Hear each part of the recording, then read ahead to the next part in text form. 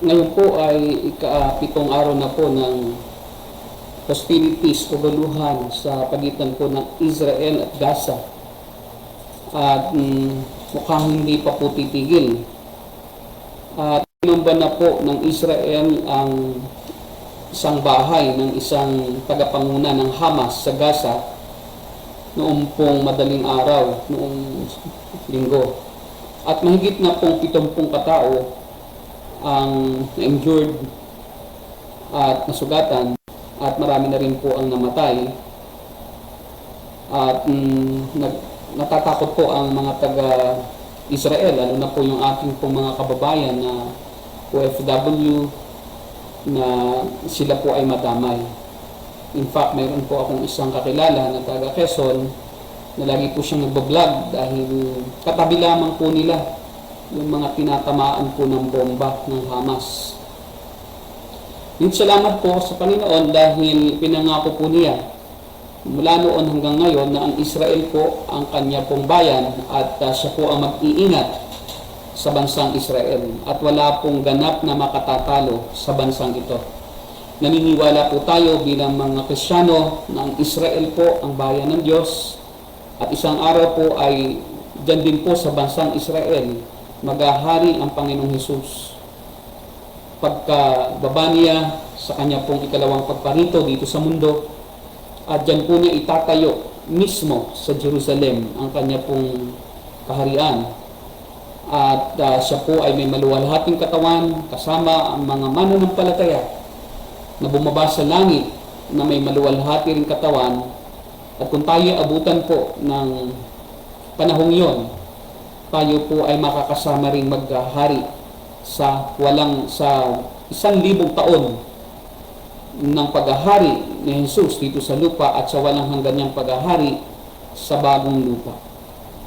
Ito po ang sabi ng Diyos sa Zacarias chapter 2 verse 8. Pagkatapos ng pangitain ito, isinugo ako ni Yahweh na makapangyarihan sa lahat sa mga taong nanamsam sa kanyang bayan, at ipinasabi ang ganito: sino mang lumaban sa aking bayan ay para na rin lumaban sa akin. Yan po ang katotohanan. Naniniwala po tayo, hindi po natapos ang pangako ng Diyos sa Israel noong pong panahon ng lumang tipan. Ito po'y magpapatuloy hanggang sa huling sandali ng mundo, at hanggang sa ang mundong ito po ay unawin ng Diyos Ama. Kaya po tayo po ay sumusuporta sa Israel, at isa pong patunay ng paggabay ng Diyos sa Israel ay ang tinatawag po na Iron Dome. Ito pong Iron Dome ay ito po yung mga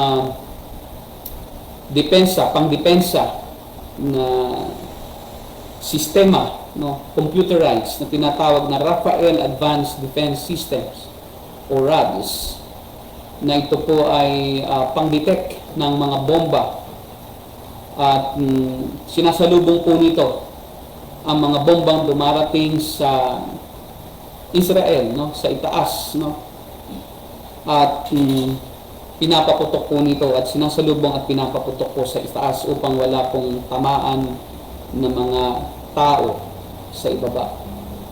At sila lamang po ang mayroon nito sa Asia. At ito po ay tinutulungan po sila ng US sa pagpupondo po nito. Ang Amerika po ay isa sa mga bansa na sumusuporta po sa Israel. Nasabi nga ng Diyos, ang sino mang magpala sa bayang Israel ay pagpapalain din po ng Diyos. At ito po ang isa pong ebidensya na kung bakit po ang Israel at ang Amerika, ang Amerika particular, ay naging mananampalatayang bansa. Bagamat sa ngayon ay mas marami po doon ang hindi totoong mananampalataya kaysa totoong mananampalataya na bumubuo ng mga iglesia. Ngayon po ay tingnan natin ang isang hari ulit sa Israel, at ito po ay si Haring Josaphat. Ating pong patuloy na pinag-aaralan yung history ng bansang Israel, at ngayon nga po ay narito na tayo sa pag-aaral sa ika-4 na hari ng Juda noong pong mahati ang Israel sa dalawang bansa. ang kaharian ng Judah sa Southern Kingdom at ang kaharian ng Israel sa Northern part ng Israel. At ito pong si Josaphat ay anak po ni Asa na pinag-aralan din po naman natin last week. Si Haring Asa po ay anak ni Abiya at si Abiya po ay anak ni Rehoboam, na itong si Rehoboam po naman ay anak ni Haring Solomon. Pagkamatay po ni Haring Solomon, ating po pinag-aralan, nahati na po ang Israel sa dalawa, at yun po ay dahil sa kasalanan ni Solomon na nahati ang kanyang puso at naglingkod po siya sa maraming Diyos-Diyosan. At ito po ay parusa ng Diyos sa kay Solomon at sa kanyang mga angkan. At ito po si Haring Josaphat ay isang haring mabuti. No? Isa po siya sa mga kokonti lang na mabuting hari sa Juda, at wala pong mabuting hari sa Israel, sa bansa sa norte. At kaya nga po ay titingnan natin yung strengths o yung kalakasan at yung pong mga weaknesses o kahinaan ni Haring Josaphat. Basahin po natin yung pong ating talata sa umagang ito. Ito makikita natin sa ikalawang Kronika, chapter 17, verse 1 hanggang 9. Basahin ko po sa Tagalog. Ang humalilig kay Asa bilang hari ay ang anak niyang si Jehoshaphat, at pinalakas nito ang kanyang paghahari laban sa Israel. Naglagay siya ng mga kawal sa lahat ng mga lungsod na may pader sa Juda, at nagtayo ng mga kampo sa buong bansa, pati sa mga lungsod ng Ephraim na nasakop ng kanyang amang si Asa. Pinatnubayan si Jehoshaphat ni Yahweh sapagkat tinularan niya ang mabuting pamumuhay ng kanyang ama noong una. Hindi siya sumambas sa mga Baal. Nanalig siya sa patnubay ng Diyos ng kanyang ama. Sinunod niya ang kautusan ng Diyos at hindi tinularan ang ginawa ng mga naging hari ng Israel. Kaya pinatatag ni Yahweh ang kaharian ni Jehoshaphat, at ang buong Juda ay nagbuwis sa kanya. Nagkaroon siya ng maraming kayamanan at malaking karangalan. Masigla siyang naglingkod kay Yahweh. Inalis niya sa buong Juda ang mga bahay-sambahan ng mga pagano at ang mga ribulto ni Asherah. Nang ikatlong taon ng kanyang paghahari, inutusan niya ang kanyang mga opisyal na sina Benjahil, Obadias, Zacarias, Netanel at Mikayas na magturo sa mga lungsod ng Juda. Kasama rin nila ang mga Levitang sina Simayas, Netaneas, Sibadeyas, Asahel, Semeramot, Jehonatan, Adonihas, Tobias, Tobadonihas at ang mga paring sina Elisama at Jehoram. Nagturo sila sa mga lungsod sa buong Juda na dala ang aklat ng kautusan ni Yahweh. Tingnan po natin ang ilang mga bagay tungkol sa buhay ni Haring Josaphat. At mayroon po siyang, may makikita po tayo sa mga talatang ito na mga kalakasan o strengths na maaari nating maging modelo sa ating pamumuhay bilang Kristiyano. At may makikita din naman tayo, no, gaya ng lahat ng hari ng Juda at ng Israel, ng mga kahinaan na dapat din naman natin na hindi tularan o maging aral sa atin upang hindi na natin pamarisan. Tingnan natin yung una. Unang strength ni Haring Josaphat, ito po ay sa area ng leadership. Una po ay sabi po sa verse 2 ay ganito, naglagay siya ng mga kawal sa lahat ng mga lungsod na may pader sa Juda at nagtayo ng mga kampo sa buong bansa, pati sa mga lungsod ng Ephraim na nasakop ng kanyang amang si Asa. Ano po ang makikita natin? No? So pagka upo pa lang niya sa pagiging hari, ito ang unang-una niyang ginawa. No? Ang kanya pong ginawa pinoteksyonan niya ang kanya pong kaharian. At makikita po natin dito yung kanyang pagmamalasakit sa mga taga-Juda na hindi niya inuna ang kanyang sarili, sa halip ay kanya pong pinabantayan ang lahat ng lungsod na may pader at sa pamamagitan ng paglalagay ng mga kawal. At nagtayo din po siya ng mga kampo sa buong bansa upang proteksyonan ang kanyang bayan kung may mga mananakop na darating. Kaya nga po, makikita natin dito ang una niyang katangian ang pagmamalasakit niya sa kanyang nasasakupan. At makikita natin dito yung ebidensya, no, na kung talaga pong tayo ay nagmamalasakit sa ating pamilya, ay atin po silang iingatan o proteksyonan. At minsan sasacrifice tayo, no? Mayroon tayong mga hindi uunahin na prioridad upang sila ay atin pong mapagmalasakitan, maipakita natin sa kanila yung atin pong pagkalinga. Yan po ang unang-unang ebidensya.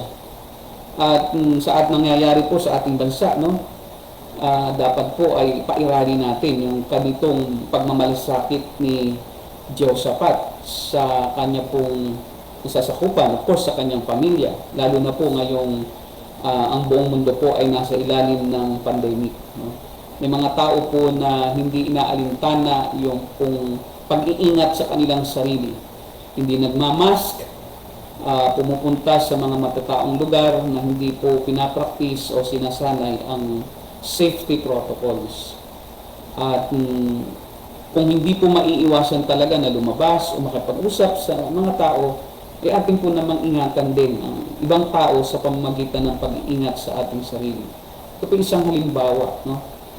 Hindi natin uunahin ang kapakanan natin. Sa halip, ay atin pong isipin yung pong makabubuti sa iba. At kadalasan, upang magawa natin yon, we need to sacrifice, we need to prioritize our countrymen, our family members, and put their safety first before our own. Sa kaso po ng COVID, pag atin pong naingatan ang ating sarili, ay maiingatan din po ang iba na mga tao. Yan po ang unang strength ni Haring Asa, ni Haring Jehoshaphat, rather.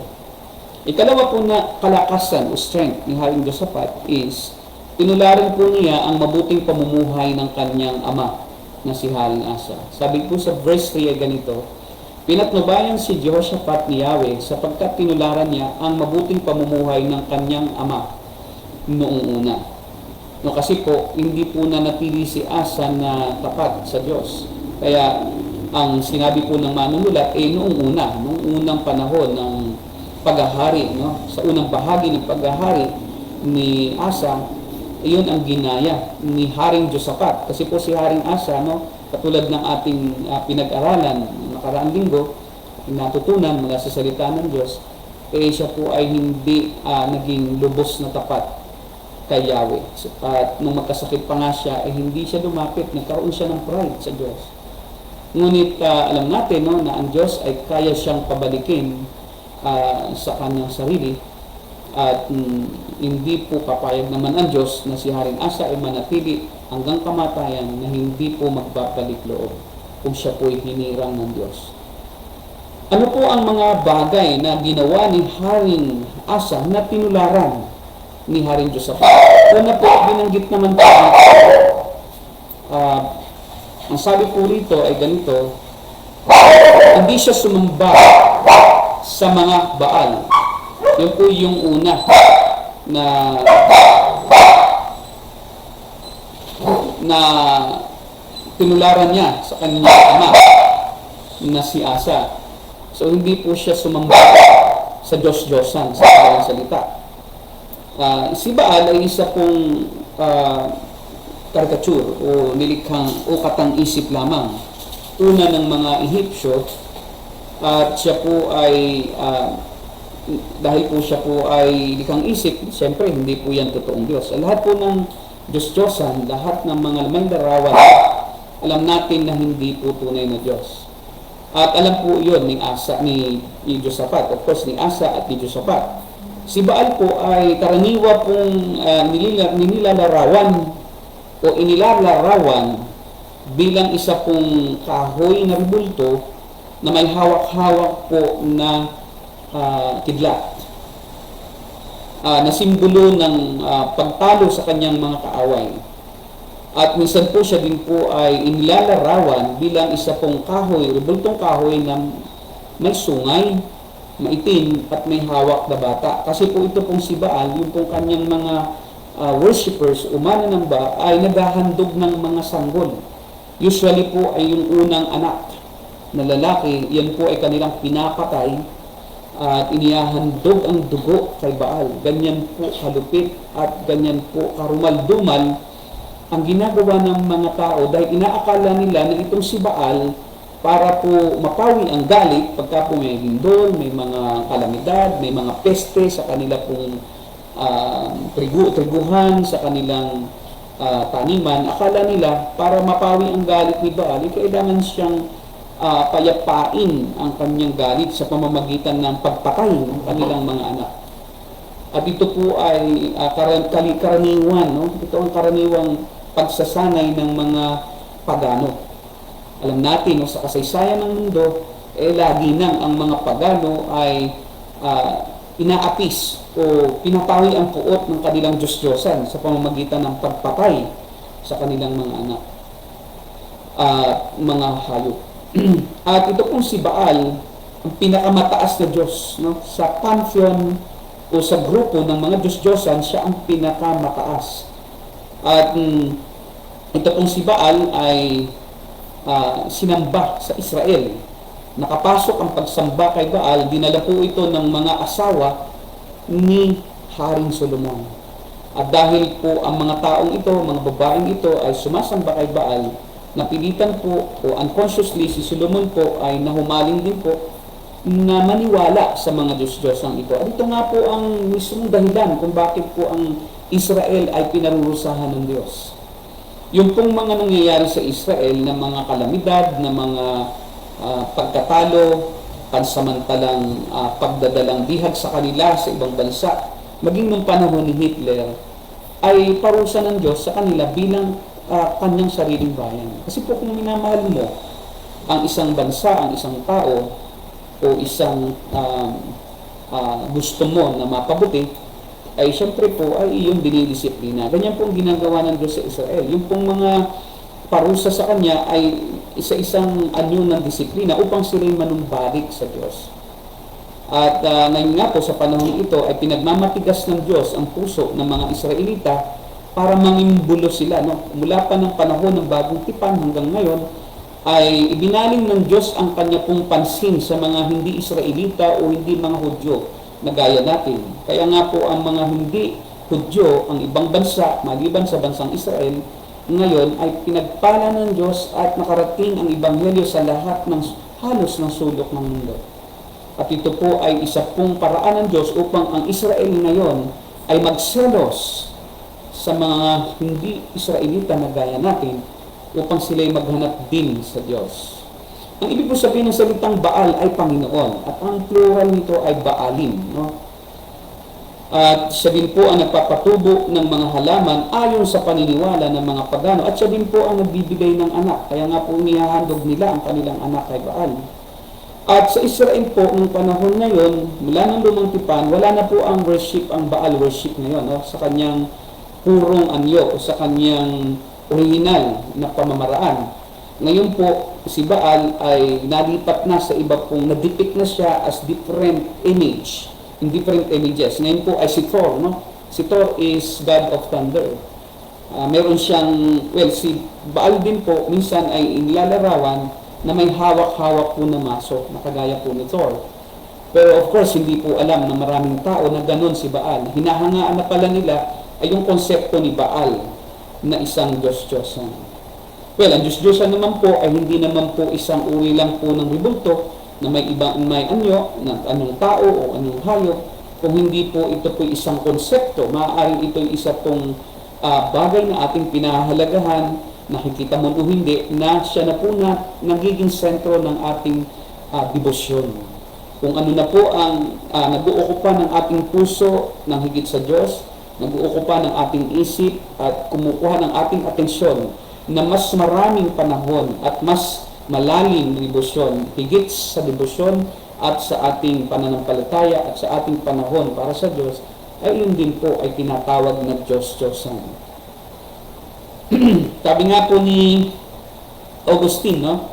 Idolatry is worshiping anything that ought to be used or using anything that ought to be worshipped.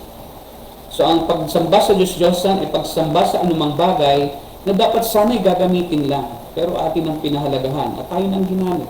Gaya ng pera, dapat ang pera gagamitin lang.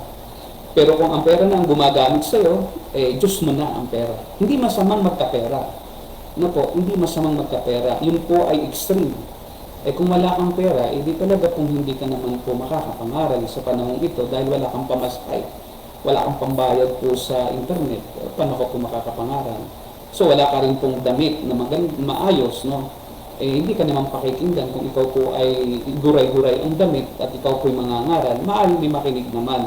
Pero yun po ay means din ng Diyos, yung maayos po na pananamit, para po naman makaakit din tayo ng makikinig.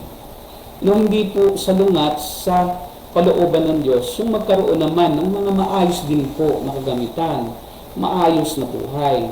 Yung pong nagtuturo na bawal na sa isang mananampalataya ang telebisyon, ang pag-internet, paggamit ng cellphone dahil ang mga ito'y sa demonyo, ayun po ay sa demonyo. Yun po ang turong sa demonyo. Dahil po lahat ng bagay ay sa Diyos.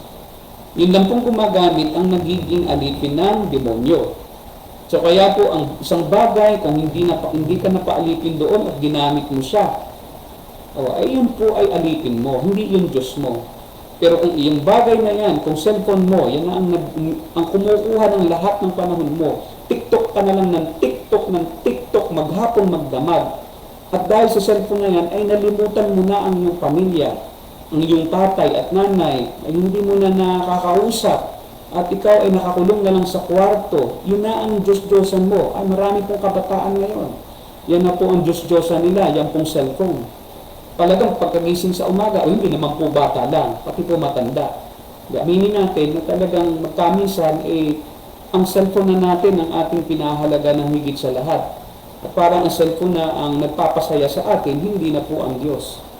Parang ang cellphone na nga talaga, ang sa ating Diyos. Talagang hindi lang parang, dahil po talagang siya na po ang pinag-ukulan natin ng mahabang panahon. Kung ka na may mahawak ng cellphone, araw-araw, pero ministry naman ang iyong ginagawa, nagpo-post ka ng mga salita ng Diyos, hindi naman po alipin ka ng cellphone mo. Kasi kaya mo ginagamit ang cellphone para sa Panginoon, yun po naman ay magandang bagay. Kaya nga po, sabi nga ni Augustine, yung using anything that ought not to be worshipped, o ginagamit mo ang isang bagay, o ang Diyos, na dapat sana isasambahin mo, yun din po ay pagsamba sa Diyos-Diyosan. Dapat sana ang Diyos ang iyong sinamba, pero ginagamit mo na ang Diyos na dapat sambahin, napalitan na siya ng bagay. So yung bagay na pumalit sa Diyos, yun ang iyong Diyos. Dahil sabi din po ni Martin Luther, for anything that anyone allows to run his life becomes his God, and the claimants for this prerogative are legion. Ano mang bagay na hinahayaan mo na magpatakbo sa buhay mo, yun ang nagiging Diyos mo. Tingnan natin kung gaano kahirap para kay Haring Josaphat na hindi sumamba kay Baal at binasak pa nga niya, no? Winasak pa niya yung mga ribulto ni Baal at mga poste ni Asherah. Natalakay natin yung poste ni Asherah. So ito po isang kahoy lang, no? Na ito na may babae. Ito daw po ang asawa ni Baal, no? Ayon sa mga mitolohiya o dun sa caricature at katang-isip ng mga pagano, ng mga Phoenicians, ng mga Canaanites, no? Ng mga Egyptians at ng mga Palestinians. So ito pong si Asherah, ito po asawa naman ni Baal. At ang ginawa po ni Josaphat, ang sabi diyan ay kanya pong dinestroy o winasak yung mga sambahan, no, na ginagamit ng mga tao para sa pagsamba kay Baal at sa pole of Asherah o kay Asherah. At lumaban po siya sa pagsamba, sa pagsamba kay Baal. Okay, para atin pong ma-imagine kung gaano kahirap ang ginawa po ni Josaphat, imaginein po ninyo kung mayroon pong isang presidente, nagigibain po yung pong EDSA reign. Imagine niyo kung may isang naging presidente na mananampalataya na ganiba ang EDSA reign, pinatag niya, pinasabog niya, ano ang magiging reaksyon ng mga tao? Lalo na po ng mga nagtayo niya. Dahil po inaakala ng mga taong nagtayo niyan na yan po ang naging dahilan, siya, Mother of Peace, no? Na ngayon ay sinasabing si Maria, ang rebultong yan, ay siya ang dahilan kung bakit nagkaroon ng kapayapaan ang bansang Pilipinas noong panahon na umalis si Marcos at nagwakas ang martial law.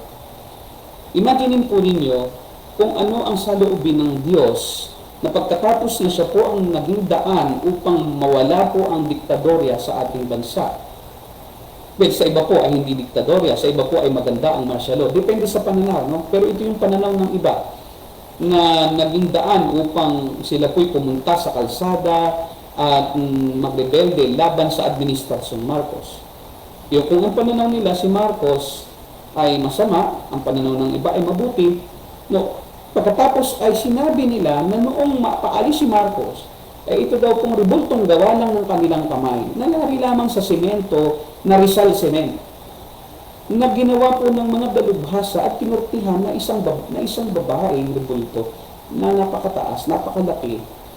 Pagkatapos ay sinabihan ang mga tao, at talaga pong ang paniniwala ng lahat, maging gumawa, ay ito daw pong rebultong ito ang gumawa at nasa likod ng kapayapaan. Sa halip na iukol sa tunay na Diyos na hindi nakikita ang pagpapasalamat at pagsamba at ang pagpupuri dahilan po sa inaakala nilang naganap na kapayapaan at katiwasayan at ng pagbabago para sa ikabubuti ayon sa kanilang paniniwala ng bansa. Sa halip iukol ito sa Diyos na tunay, ay iniukol dito po sa isa pong rebulto.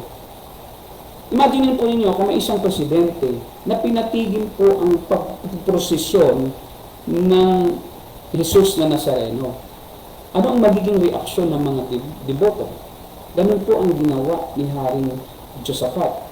So, kinounter niya o nilabanan niya yung maling paniniwala ng mga tao. At ang totoo nga po ang kanya pong ginawa na pinagturo po niya ang mga pari, no? ang mga saserdote. Pinakalat niya sa Huda at kanya pong pinagturo ng kautusan ni Yahweh. At yun po ay isang bagay na kapuri-puri, no? Kay Haring Josaphat. Ikalawa po na tinularan ni Haring Josaphat sa kanyang amang si Asa ay nanalig siya sa gabay at patnubay ng Diyos. Yun po ang sabi sa verse 4. Ginaya niya ang kanyang tatay na nanalig sa paggabay ng Diyos nung unang maging hari ang kanyang ama. Sabi sa verse 4 ay ganito, nanalig siya sa patnubay ng Diyos na kanyang ama. Nanalig siya. So ano pong ibig sabihin nito? He practiced discernment, no? Hinintay niya kung ano ang desisyon ng Diyos sa kanyang buhay. Kanyang diniscern o inunawa ano ba ang nais ng Diyos para sa bansang ito. At yung kanyang na-discern na nais ng Diyos para sa bansa, yun ang kanyang ginawa. Ngayon po, tingnan natin yung isang napakagandang halimbawa ng paghingi o pananalig ni Haring Josaphat sa patnubay ng Diyos. Noong pong ang hari ng Israel, nakasabay niyang maghari, ang pangalan ay si Akab. No, si Akab po ay yun po yung laging sinasaway po ni Propeta Elias at ni Propeta Eliseo. No, kasi po pag may naghahari, ang Diyos po nag-a-assign ng propeta na kasabay nila.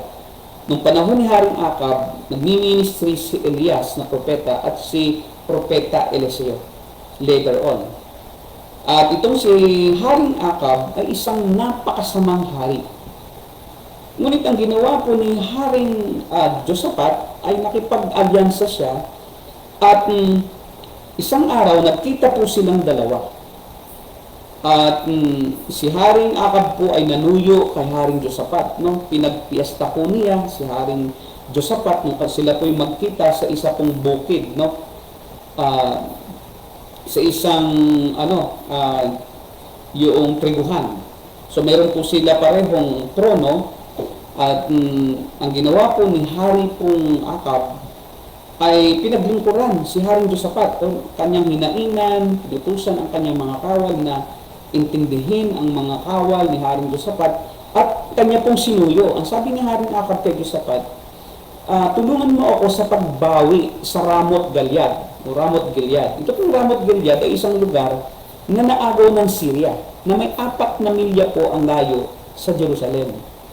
So, ito pong Ramot Gilead ay ito po yung lugar na dapat sana ay isinuko ni Ben-Hadad. Matatandaan niyo last week, no, ang kalaban po ni Haring Asa noon, siya ang hari po sa Niger mga hari po sa Haring Asa, na ang kalaban ni Jeroboam ay si Ben-Hadad. Ngayon, nung panahon ni Ben-Hadad, natalo ni Jeroboam si Ben-Hadad, ang problema ay hindi na turn over yung pong Ramot Gilead. Gusto na ngayong kunin ni Haring Akab. Hindi niya kayang kunin na mag-isa. Kaya ang ginawa ni Haring Akab, sinuyo niya ang hari ng Juda. Pareho naman silang Israelita, pero si Haring Josaphat naman ay pumayag. At ito po ang nangyari. Dito natin makikita yung pong discernment na meron si Haring Josaphat. Nagaya po ng kanyang amang si Asa. So sabi ni Haring Akab, konsultahin ko ang aking 4 na raang propeta.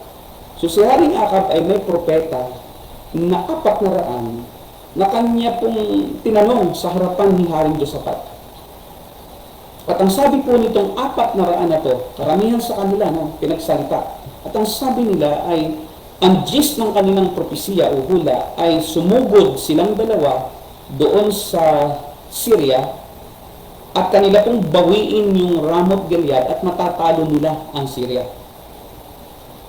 At noong po makapagsalita na itong mga propeta, hindi po na-satisfied ito pong si Haring Josaphat. Kasi sa discernment niya, hindi totoo ang pinagsasasabi nitong mga propeta. Parang sa dami nila, iisa ang sinasabi, at ang nasa isip ni Josaphat, parang binobola lang sila. Kasi akalain mo, ang dami-daming propeta, parang naggagayahan lang sila. So parang mga bata na they are just imitating what the other prophets have said. Ito po ang tanong ni Josaphat. No? Sabi ni Josaphat kay Haring Akab, wala na bang ibang natitirang propeta na pwede pang konsultahin? Sa dinarami-raming ito, gusto kong makarinig ng isa pang propeta na iba naman ang sasabihin. So nga po, hinahanap ni Josaphat yung gabay ng Diyos, yung tunay na gabay. At na-discern niya na binobola lang ng mga propeta itong si Haring Akab, pati siya. Ang sabi naman ni Haring Akab ganito, mayroon pang isa, pero nakakulong. Ipinakulong po ni Haring Akab, ang pangalan po noong propeta na to ay si Mikaya. Ang sabi ni Josaphat, ito po pinakulong. Ang sabi ni Haring Akab, kasi itong propeta na yan, walang sinabing maganda sa akin. So, lagi na lang, pagka siya ay kinukonsulta ko, kung anong mangyayari sa hinaharap, sa aking kaharian, laging sinasabi, puro pangit. Ngayon, mamamatay daw ako, tapos ako daw ay, yung dugo ko ay hihimurin daw ng mga aso. So, sabi ni Josaphat, sunduin mo, at pakikinggan ko siya. So, daling salita, kinuha sa kulungan si Mikaya, at yung pong kumuha sa kulungan kay Mikaya, ay instructionan pa si Mikaya. Ang sabi ng kumuha kay Mikaya, tandaan mo dapat ang sabihin mo ay kung ano lang ang gusto ng Haring Akab, kung hindi, magagalit na naman siya. Ang sabi ni Mikaya, sasabihin ko ay kung ano lang i-reveal sa akin ng Diyos. So madaling salita, nagsalita itong si Mikaya sa harapan ni Josaphat at saka ni Akab. At sabi ni Mikaya ganito, sumugod ka, pero inamaking parang sarcasm, no? Parang nagtatawa itong si Mikaya, sumugod ka at mananalo ka. So may discernment din naman si Akab, pero ang discernment niya ay para sa pangit. Sabi ni Akab, niloloko mo ako di ba hindi ka naman pumapabor sa akin, ba't ngayon parang pabor ka? Ang alam ko, tinutuya mo lang ako. Tama nga, dahil pinagpatuloy ni Mikaya, sabi ni Mikaya, pag sinugod mo ang hari ng Syria, ay nakikita ko na ang Israel ay uuwi na walang pastol, na walang tagapanguna, at para silang isang kawan na naghihiwa-hiwalay na uuwi sa kanilang tahanan. At nagalit ng husto si Haring Akab.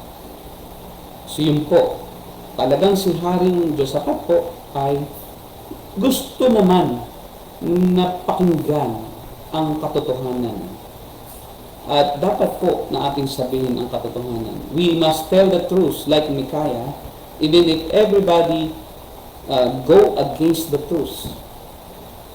So, dapat kung ano talaga ang totoo, hindi tayo napapabayad, no? Hindi tayo mga propetang bayaran o mga mangangaral na ang gusto ay yung appreciation ng mga nakikinig at hindi sinasabi ang katotohanan para makinabang sa mga tao.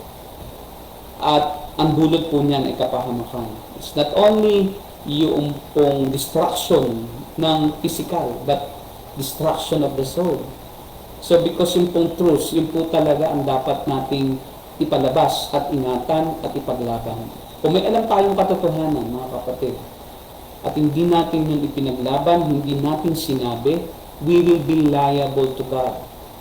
We will be charged with lies. We will be charged with cowardice. Duwag ka. Lalo na po kung hindi mo sinabi ang katotohanan tungkol sa kaligtasan, na mayroon kang mga taong dapat mapangaralan, pero natakot ka na ipangaral sa kanila ang katotohanan. At sa halip, itinago mo ang katotohanan on purpose so that you can gain their trust and confidence, and so that you gain money or profit. That is abomination to God. Kaya po nagahari ang kasamaan ay dahil may mga taong nakakaalam ng kabutihan, ngunit hindi po ginagawa. Kaya po nagahari ang kasinungalingan ay dahil po may mga taong nakakaalam ng katotohanan, ngunit hindi isinisiwalat ang katotohanan.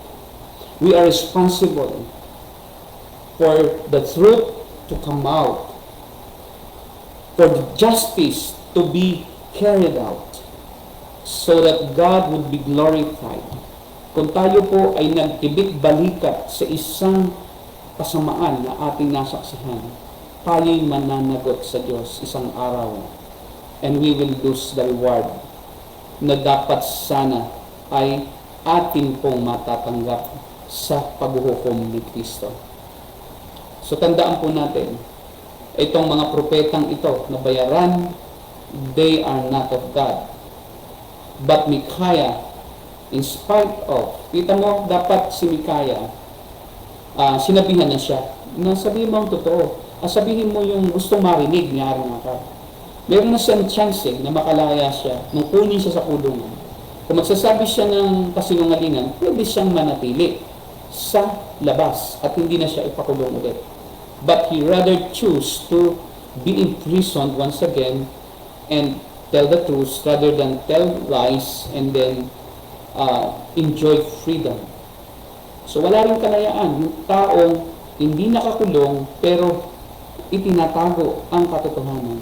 Pero yung mga taong alam ang katotohanan pero itinatago ito ay para rin nasa kulungan. You are still enslaved. You are not a free man. You are a prisoner of lies. And you are guilty of hypocrisy. Ikatlo po, na magandang katangian, kalakasan, under po doon po sa pagsunod ni Josaphat sa ehemplo o halimbawa ng kanyang ama ay pagsunod niya sa Diyos. So sabi rito, nanalig siya sa patnubay ng Diyos, discernment, at sinunod niya ang kautusan ng Diyos, obedience to the laws of God. Hindi po niya tinularan ang ginawa ng mga naging hari ng Israel. They don't obey. They didn't obey the laws of God. At ang kanyang ginawa, nung 3 taon ng kanyang paghahari, ay inutusan niya ang kanyang mga opisyal at ang mga Levita at ang mga pari na magturo sa mga lungsod sa buong Juda. No, it is a national education of the nation of Judah. It's not a localized Sunday school in a church, but it is a national revival. The purpose is to revive the faith and love of Israel towards God. Alam ni Josaphat na ang susi po sa pagpapanumbalik ng tao sa Diyos ay ang salita ng Diyos. Walang iba pong instrumento na makakapagpanumbalik sa tao sa Diyos maliban sa katotohanan ng salita ng Diyos. Mayroon pong mga missions na ang inaakala para ang tao manumbalik sa Diyos, ay gagamit sila ng social concern. At kalimitan ay nauuwi na lang doon sa social concern but without sharing the Word of God. At kung ibahagi man ang salita ng Diyos, dahil sa takot na ma-offend ang tao, pinapagaan ang dating. Sa halip na magturo tungkol sa pagsisisi na laging paksa ng salita ng Diyos, iiwasan ang pagsisisi, mala Joel Osteen. Iiwasan yung pagsunod, yung utos ng Diyos na mabanggit sa tao. At ang laging sasabihin lang sa tao para akala nila yun yung revival na ang tao makasama mo sa isang relihiyon. Pero without truth, doon sa religion na yon. Hindi na binabanggit ngayon yung pagsisisi, yung mga kasalanan na dapat talikuran, pangangalonya, pakikiapid, paglalasing, walang parus na pagsasaya, kalibugan, kalayawan. Yung mga yan po ay absent na ngayon sa mga preaching. Instead, ang lagi nilang sinasabi, mahal ka ng Diyos. Ililigtas ka ng Diyos. Namatay si Jesus Christ para sa iyo upang ikaw ay mabuhay ng walang hanggan. Gusto kang payamanin ng Diyos. Basta may faith ka, gusto kang pagalingin ng Diyos. Everything is just for the benefits of humans, not for obedience, not preaching the truth na siya pong dapat na ipangaral. Kaya po si Josaphat, yan po ang kanyang prinsipyo. Hindi mangyayari ang revival, yung pagbabalik loob ng tao sa Diyos, kung hindi ipapangaral, ituturo ang salita ng Diyos at susundin.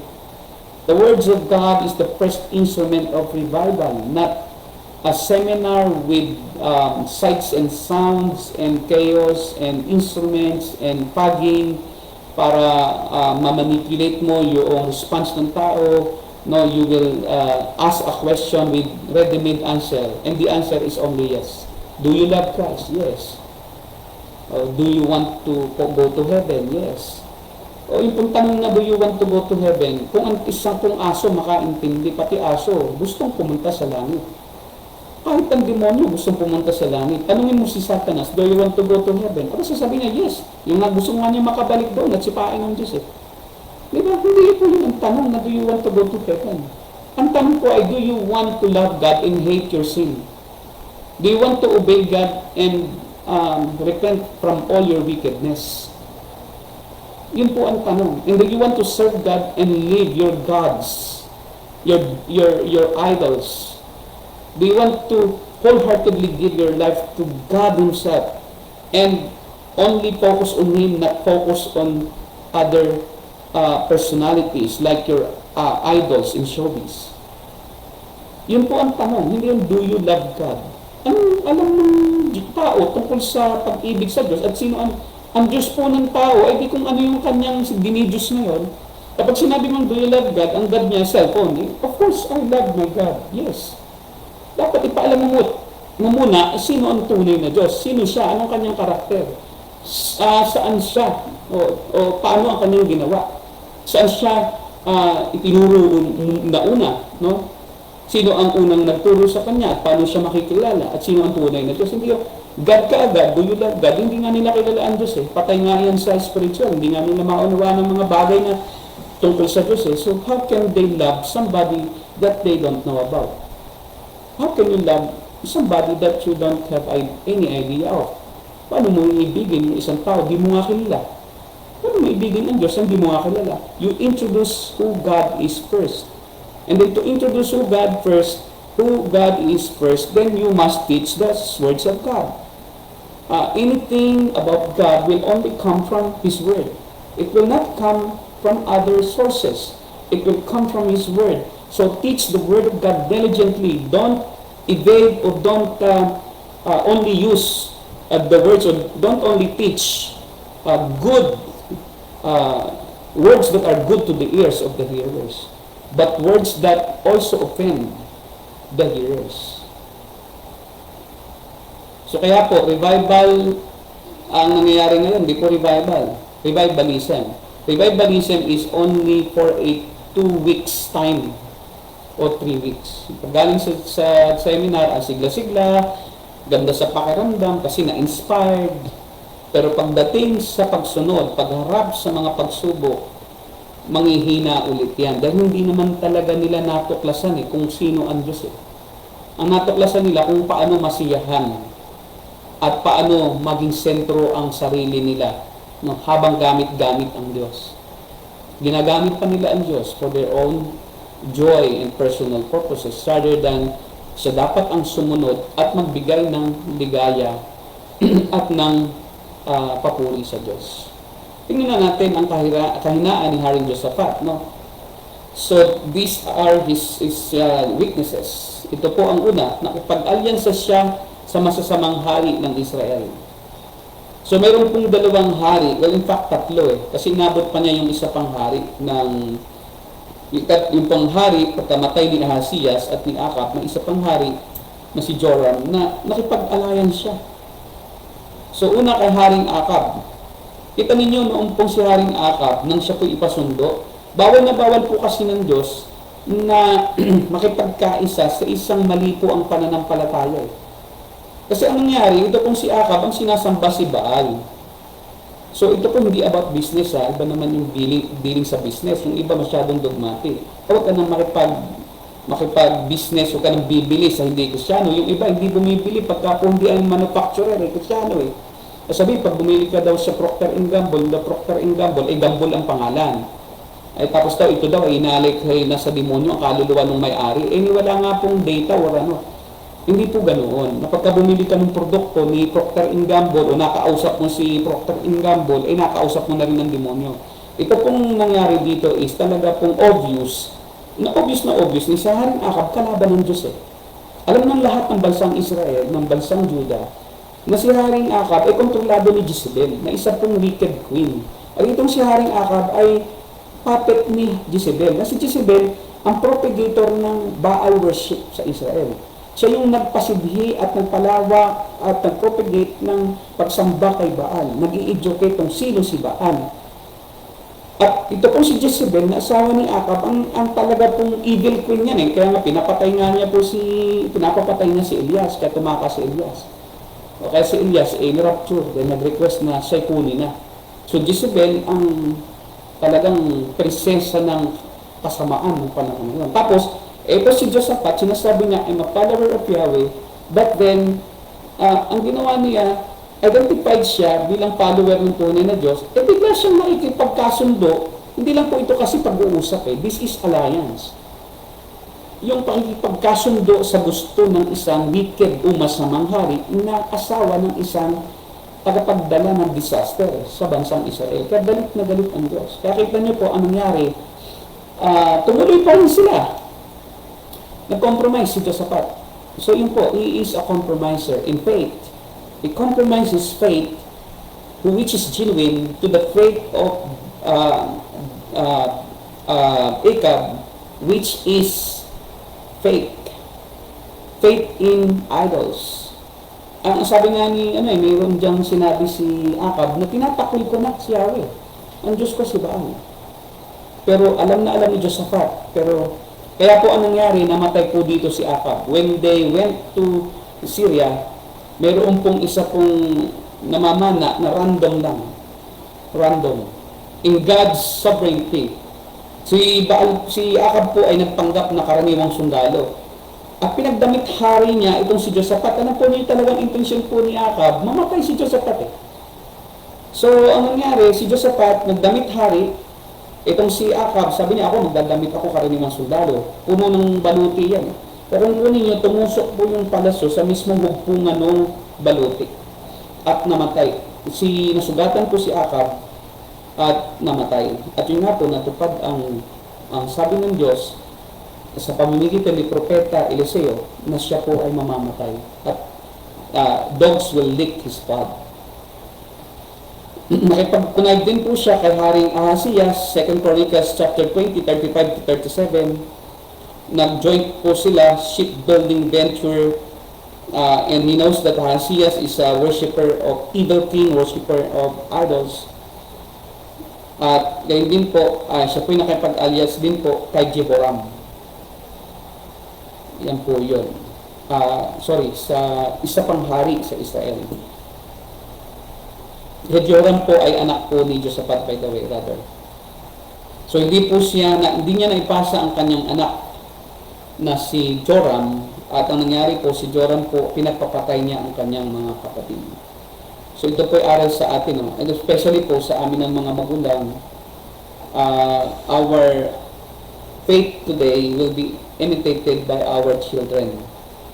At talaga pong mayroon pong effect yung pong ating pong buhay na nakikita at nasasaksihan ng ating mga anak sa ating pong mga anak. One day, they will imitate us. And if we live an ungodly life today,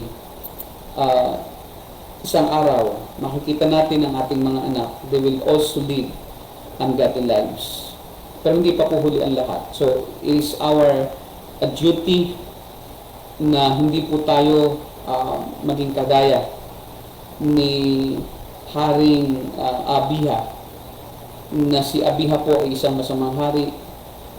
At salamat na lang, hindi naman lahat ng masama ang magulang ay magiging masama ang anak. Hindi po totoo yung kung anong puno siyang bunga. Pero karaniwan lang, kung hindi Kristiyano. Pero kung Kristiyano, hindi naman lahat ng panahon ay nangyayari yan. Kahit po masama ang ama, pwede rin namang maging mabuti ang anak. Pero mas maganda na po na may maiwan tayong magandang halimbawa sa ating mga anak. Yun po, at salamat sa Panginoon sa ating pong natapos sa pag-aaral. Tayo po'y manalangin. Aming Diyos, sa makapangyarihan sa lahat, sa iyo po ang pinakamataas naming papuri, pasasalamat at pagdakila, at sa iyo po ang aming pong pagsamba. Nawa ay patuloy mo pong ingatan ang bawat isa ng mananampalataya dito sa Pilipinas at sa ibang bansa, na maingatan po laban po sa COVID, sa pandemic na ito na hanggang ngayon ay nananalasa pa rin sa buong mundo. Kahabagan mo po ang aming pong mga kababayan, ang aming mga kapatiran na ngayon po ay may karamdamang ito, at inyo po silang iligtas sa kamatayan. At dalayan ko rin po na patuloy pong i-provide ang pangailangan po ng aming pong mga pamilya, ng bawat isa sa amin, at nang kami po ay patuloy na makapaglingkod sa inyo sa anumang kalagayan namin sa buhay. At dalangin ko po na ikaw po ang siya pong maging una sa lahat sa amin, ang aming pong pagtutuunan ng tanging pagsamba at pagpupuri, at ng pag-uukol ng pasasalamat sa lahat ng nangyayari sa aming buhay.